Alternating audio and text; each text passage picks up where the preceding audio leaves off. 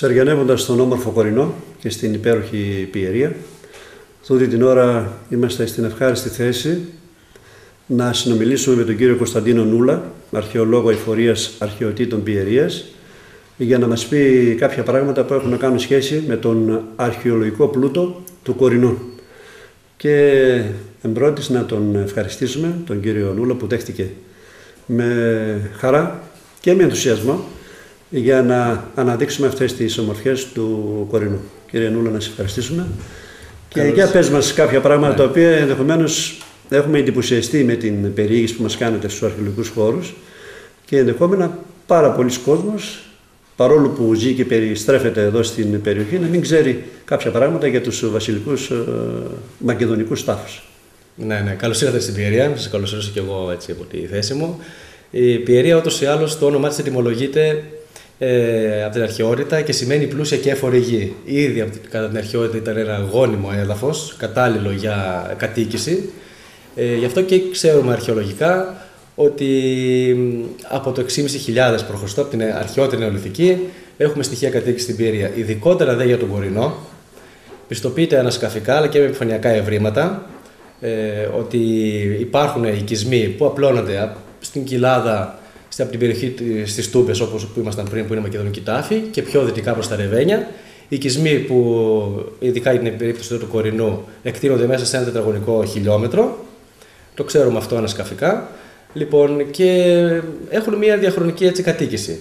Από την νεολιθική εποχή, στην εποχή του Χαλκού. Αξίζει να πούμε για την ιστορία του τοπίου, βέβαια, της περιοχής, ότι μέχρι περίπου το 2.500 π.Χ., που είναι η μέση εποχή του Χαλκού, ήταν λιμνοθάλασσα. Η ακτογραμμή ήταν θάλασσα. Η ακτογραμμή ήταν μετατοπισμένη 4-5 χιλιόμετρα πιο μέσα από ό,τι είναι τώρα. Και σταδιακά από το 2.500 άρχισε να δημιουργείται μια λωρίδα από τα ρεύματα του Θερμαϊκού και απομόνωσε αυτό το κομμάτι της θάλασσας και έκανε λιμνοθάλασσα. Αυτή η λιμνοθάλασσα υπήρχε για πολλά χρόνια, μέχρι, να φανταστείτε, για περίπου πάνω από 1.000 χρόνια, μέχρι την ύστερη αρχαιότητα. Λοιπόν, και έπειτα σταδιακά προσχώθηκε και συνεχίστηκε η κατοίκηση μέσα πάνω σε αυτή τη λιμνοθάλασσα στην ύστερη αρχαιότητα. Τα στοιχεία που έχουμε από τις ανασκαφές, τόσο και για τους προϊστορικούς οικισμούς, αλλά και για τα ιστορικά χρόνια, που κατά βάση είναι σωστικές ανασκαφές, δηλαδή στο πλαίσιο κάποιων έργων, κάποιων έτσι δραστηριοτήτων κατασκευών ή οικοδομικής κτλ. Εντοπίζονται, ανασκάπτονται και αφήνεται να περάσει το έργο. Οπότε τα ευρήματα βρίσκονται στις αποθήκες, στα εργαστήρια, και αυτά που είναι τώρα ορατά είναι κατ' ουσίαν οι τύμβοι των μακεδονικών τάφων, ο πρώτος, ο Α και ο Β του Κορινού, που τους είδαμε πριν, και βρίσκονται κατέρωθεν της Εθνικής Οδού Αθηνών-Θεσσαλονίκης, Κατερίνης Θεσσαλονίκης. Είναι ορατοί, τους βλέπει ο ταξιδιώτης, ακόμα και εδώ οι κάτοικοι του Κορινού, ίσως και να μην ξέρουν καν τι κρύβουνε, έτσι. Και είναι τύμβοι οι οποίοι έχουν μακεδονικούς τάφους. Στην περίπτωση των τύμβων αυτών, ο καθένας έχει από ένα μακεδονικό τάφο. Η μακεδονική τάφη είναι ουσιαστικά υπόγεια ταφικά οικοδομήματα που γινόταν για πλούσιους, για ευγενείς, κτισμένα, και έχουν καμάρα. Η καμάρα εξυπηρετούσε το λόγο τον κατασκευαστικό για να αντέχει μεγάλη ποσότητα χώματος, επειδή πάνω από τους τάφους αυτούς ρίχνονταν μεγάλη ποσότητα χώματος, γινόταν ο τύμβος, ούτως ώστε να είναι υπόγειοι. Ήταν η τελευταία δηλαδή κατοικία του νεκρού. Τους λέει Μακεδονικούς γιατί βασικά το είδος επιχωριάζει στη Μακεδονία. Είναι μια συμβατική ονομασία των αρχαιολόγων, έτσι, η Μακεδονική τάφη. Και από πότε χρονολογούνται, Κώστα? Η Μακεδονική τάφη είναι κτίσματα που έχουν βασικά οικογενειακό χαρακτήρα. Δηλαδή, μια οικογένεια ενός νεκρού, ενός αξιωματούχου, ή και ο ίδιος, ας πούμε, εν ζωή μπορούσε να παραγγείλει να γίνει το τάφος, τη τελευταία του κατοικία. Γι' αυτό και μπορεί να χρησιμοποιούνται σε ένα μεγάλο χρονικό διάστημα. Π.χ. υπάρχει περίπτωση μακεδονικού τάφου που χρησιμοποιείται για 150 χρόνια. Οι αρχαιολόγοι βάζουν διάφορες χρονολογήσεις για κάθε μνημείο, ανάλογα με τα ευρήματα. Εκτιμούμε όμως ότι κατά βάση χτίζονται δηλαδή οι περισσότεροι από αυτούς, αν όχι όλοι, στο δεύτερο μισό του 4ου αιώνα, προς τα τέλη του 4ου αιώνα, δηλαδή εποχή του Μεγάλου Αλεξάνδρου και μετά. Και με τη λογική ότι είναι μνημεία με οικογενειακό χαρακτήρα και χρησιμοποιούνται και έχουν χρήση και μετέπειτα, παραμένουν. Δηλαδή, ένας τάφος που μπορεί να έχει μια ταφή του 3ου αιώνα ή του 2ου αιώνα, λοιπόν, μπορεί να έχει χτιστεί ήδη από το 300 π.Χ. Απλώς αρνητικό σημείο είναι ότι βρίσκονται συλλημμένοι κατά κύριο λόγο, η πλειονότητα αυτών. Εξαιρείται η περίπτωση των τάφων της Βεργίνας που βρέθηκαν ασύλλητοι, επειδή ήταν λόγω των τύμβων που ήταν σήματα τηλεφανή, δηλαδή φαινόταν από μακριά. Έδιναν στόχους στην τυμβορύχους και εύκολα μπορούσαν βέβαια να τους συλλήσουν. Ναι. Όμως χτίζονται στον 4ο αιώνα, στα τέλη του 4ου αιώνα. Είναι μια διαδικασία, είναι μια εξέλιξη ταφικών οικοδομημάτων. Δηλαδή, οι Μακεδόνες συνήθιζαν να κάνουν μεγάλους τάφους για τους βασιλείς και για τους ευγενείς. Αρχικά κάνανε κυβωτιόσχημους μεγάλους. Μετά αντιμετώπισαν το πρόβλημα πώς να στεγάσουν ένα μεγάλο κυβωτιόσχημο τάφο, τετράγωνο, ας πούμε, έτσι, με οριζόντια κάλυψη. Και επινοήθηκε η καμάρα, η οποία έλυσε το πρόβλημα της στέγασης ενός μεγάλου ευρέως χώρου και να αντέχει έναν όγκο χώματος από πάνω. Η καμάρα κατασκευαζόταν με ένα ξυλότυπο, με ένα σκελετό αρχικά, εσωτερικά του μνημείου. Βάζαν τους γωνιόλιθους χωρίς συνθετικό υλικό, χωρίς λάσπη, χωρίς κάποιο εσωτερικό υλικό. Και μόλις έμπαινε και το κλειδί, η τελευταία σειρά, δηλαδή ο τελευταίος λίθος, έσφυγε η σειρά των δόμων και με αποτέλεσμα το μνημείο ήταν στέρεο. Θα ήθελα να πούμε στους τηλεθεατές ότι αυτά που λέμε και αυτά που δείχνουμε πλάνα από τους μακεδονικούς τάφους, σε μια άλλη εκπομπή με ειδική άδεια, που ενδεχόμενα να πάρουμε από το Υπουργείο, να έχουμε τη δυνατότητα να μπούμε και μέσα στους, αν επιτρέπεται φυσικά επιτρέπεται, στους μακεδονικούς τάφους, για να δώσουμε περισσότερες πληροφορίες στον κόσμο και για να πούμε, μιας και σωστά είπες ότι στον Εθνικό Δρόμο Κατερίνης Θεσσαλονίκης σε κατέρωθον βρίσκονται οι μακεδονικοί τάφοι, πότε είναι επισκέψιμη η τάφη για να έρθει ο κόσμος για να δει αυτά που ενδεχόμενα τώρα ακούει και βλέπει? Λοιπόν, αυτό ήθελα και εγώ να πω, ότι η τάφη είναι επισκέψιμη, μπορεί οποιοδήποτε να έρθει να τους δει σε συνεννόηση με το φύλακα, με την υπηρεσία. Επειδή είναι κλειστή, δεν είναι ανοιχτά συνέχεια, δεν υπάρχει κάποιος φύλακας να είναι συνέχεια ανοιχτά. Όμως, σε συνεννόηση με ένα τηλεφωνικό ραντεβού, έχουμε τη διάθεση δωρεάν βέβαια εννοείται, χωρίς εισιτήριο, να τους δείξουμε, να τους ξαναγυρίσουμε στο ιστορικό των τάφων. Ειδικά ο ένας έχει πρόσφατα συντηρηθεί στα Κονιάματα, έχει αναδειχθεί κατά κάποιο τρόπο και είναι έτσι πιο εύκολα, τώρα πλέον μπορεί να το δει ο κόσμος και να το θαυμάσει καλύτερα. Αυτός είναι ο πρώτος τάφος, ο λεγόμενος τάφος, μακεδονικός τάφος Α ή αλλιώς του ΕΖΕ. Γιατί ο Γάλλος αρχαιολόγος ο Λέων Εζέ τον είχε ανασκάψει το 1861 και μετά πήγε στη Βεργίνα και έκανε τον ανάκτορο. Έμεινε ο τάφος έτσι, είχε αποκαλυφθεί, επιχωματώθηκε έτσι με τους καιρούς και το 1991 ο αρχαιολόγος της περιοχής, ο κύριος Μπέσιος, Μαρθαίος Μπέσιος, καθάρισε και ανέσκαψε πάλι αυτόν τον τάφο και τον άλλον που βρίσκεται πιο δυτικά, τον τάφο Β, που είναι πιο μικρός. Και αποκάλυψε, βέβαια, ήταν ένας τύπος, ξέραμε ότι είναι μακεδονικός τάφος εκεί, απλώς βγήκε στην επιφάνεια αυτό το μνημείο. Χαρακτηριστικό είναι ότι και οι δύο τάφοι βρίσκονται στην άκρη των τύμβων, δηλαδή βρίσκονται έκεντρα, δεν βρίσκονται στο κέντρο. Και αυτό ήταν ένα μυστικό στην αρχαιότητα που κάνουν οι κατασκευαστές, στην περίπτωση που είχε ένα τάφο και περισσότερους ακόμα, να τους βάζουν στο κέντρο για να μην ξέρουν την βορύχη που να μην τους εντοπίζουν εύκολα. Λοιπόν, ήταν συλλημμένοι και οι δύο τάφοι, δηλαδή δεν βρέθηκαν μέσα ταφές, ας πούμε, και κτερίσματα, παρά μόνο ελάχιστα ό,τι είχε απομείνει από τη σύλληση, αυτά που είχαν κλέψει την βορύχη.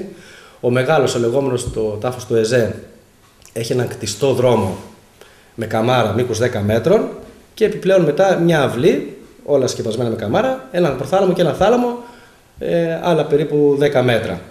Από αυτόν τον τάφο, ο ΕΖΕ είχε πάρει στο Λούβρο τα δύο φύλλα της μαρμάρινης πόρτας του εσωτερικού του τάφου, η άλλη βρίσκεται πεσμένη από τους τυμβορύχους, η πόρτα της εξωτερικής εισόδου, και επίσης την όψη της μιας κλίνης μαρμάρινης, που ήταν τα κρεβάτια ουσιαστικά πάνω στα οποία βάζαν τους νεκρούς, με την παράσταση ενός πειμενικού σκύλου. Η άλλη με την παράσταση όψη της κλίνης, γιατί ήταν δύο κλίνες που έκαναν γωνία. Η άλλη βρίσκεται μέσα στον τάφο και έχει ένα φίδι. Και το φίδι και ο σκύλος είναι σύμβολα στις μεταθανάτιες αντιλήψεις των αρχαίων που έχουν να κάνουν το σκυλί με τη φύλαξη, τέλος πάντων έτσι σαν εικόσει το ζώο του ανθρώπου. Το φίδι με εχθρόνια χαρακτηριστικά με τον κάτω κόσμο. Και είναι μαρμάρινες, τονίζω, οι κλίνες και μιμούνται δηλαδή ξύλινες. Έχουν τα στοιχεία που έχουν πάνω τα ανάγλυφα και που ήταν ζωγραφισμένα, μιμούνται τις ξύλινες κλίνες που είχαν στα σπίτια τους. Ο άλλος, ο μικρός, έχει και αυτό συλληφθεί. Είναι απλός, πιο απλός τάφος, δηλαδή έχει ένα λαξευτό στο χώμα δρόμο και έναν προθάλαμο και ένα θάλαμο, με απλή πρόσωψη. Σε αυτόν έχουν στερεωθεί, η πόρτα της εισόδου έχει στερεωθεί, είναι μια λίθινη δίφυλη πόρτα, στην οποία μπορεί κανείς να δει τις λεπτομέρειες επίσης ξύλινης πόρτας, πώς έχει κατασκευαστεί με βάση πρότυπα ξύλινης πόρτας, έχει τις τραβέρσεις με τις εφηρίδες των καρφιών όπως είχαν οι ξύλινες πόρτες. Από εκεί βρέθηκαν ένα ζευγάρι χάλκινες περικνημίδες και ξέρουμε ότι ο ένας τουλάχιστον από τους δύο ήταν άνδρας, ο ένας από τους δύο νεκρούς. Και κάποια άλλα ευρήματα πυληναγία που διέφυγαν της ύλησης. Το ότι είχαν πλούσια κοσμήματα και πολυτελή αντικείμενα θα πρέπει να θεωρήσουμε δεδομένο, γιατί οι τάφοι αυτοί, όπως είπαμε πριν, προορίζονταν για ευγενείς. Σωστά. Φορτωμένος σε γνώσεις ο κύριος Κωνσταντίνος Νούλας, τον οποίο τον ευχαριστούμε ιδιαίτερα. Αν έχετε κάτι, αν έχετε να προσθέσει κάτι άλλο, ναι. Ναι, δεν είναι βέβαια η μακεδονική τάφη τα πιο επιβλητικά μνημεία στην περιοχή, γιατί φαίνονται κιόλας, αλλά με τις ανασκαφές που έχουν γίνει τα τελευταία 15 χρόνια στην περιοχή, ξέρουμε για τις αρχαιότητες της περιοχής. Όπως είπα πριν, για τους προϊστορικούς οικισμούς, ξέρουμε από ανασκαφές στα Ρεβένια έχει βρεθεί οικισμός αρχαιότητας νεολιθικής από το 6.500 π.Χ. Εκεί στην περιοχή του πρώτου μακεδονικού τάφου έχει επίσης βρεθεί οικισμός της μέσης εποχής Χαλκού και με τάφους επίσης της εποχής του Χαλκού. Αλλά στην ίδια περιοχή και έχουν βρεθεί και άλλοι τάφοι του 4ου αιώνα, λαξευτή πιο μικρή, τάφη του 4ου αιώνα και ένας άλλος κυβωτιόσχημος.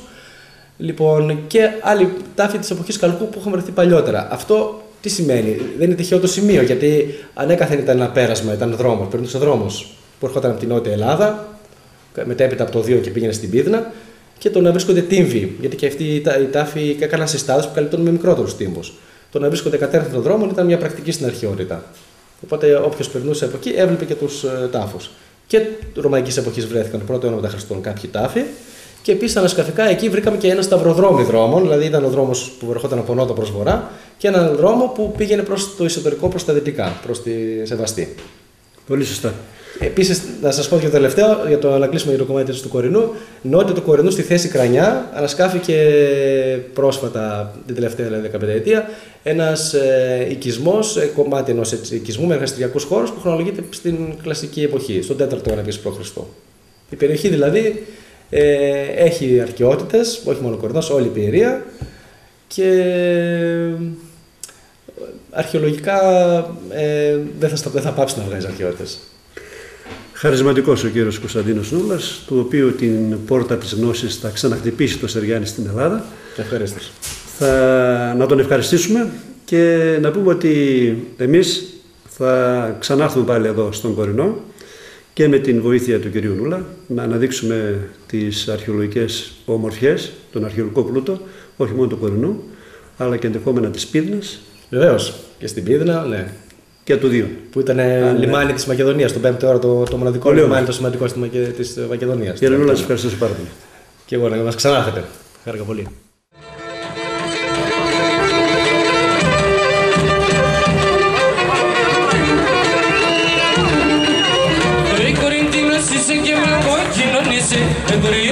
Είσαι και μιλακό κοινωνείσαι, πεσμένο και μορφό, πεσαιμαντικό είσαι, πεσαμένο και μορφό, πεσαιμαντικό είσαι.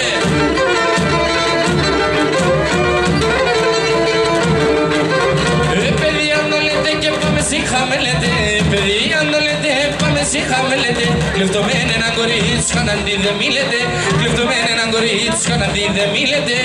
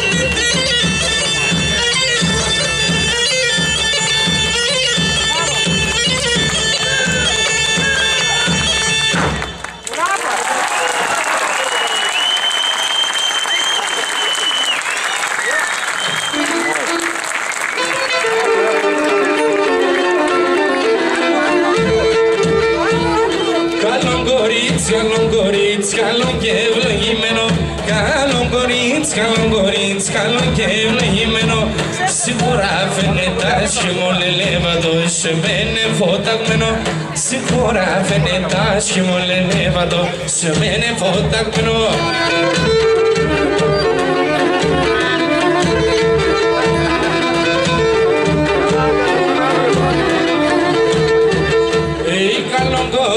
Φορεύαντε μορφάντα κορτσό, καλό κορίτσι φορεύαντε μορφάντα κορτσοβά. Τα καλιά του νεσίου λελεύατο, αμό μανούσα κοβά. Τα καλιά του νεσίου λελεύατο, αμό μανούσα κοβά.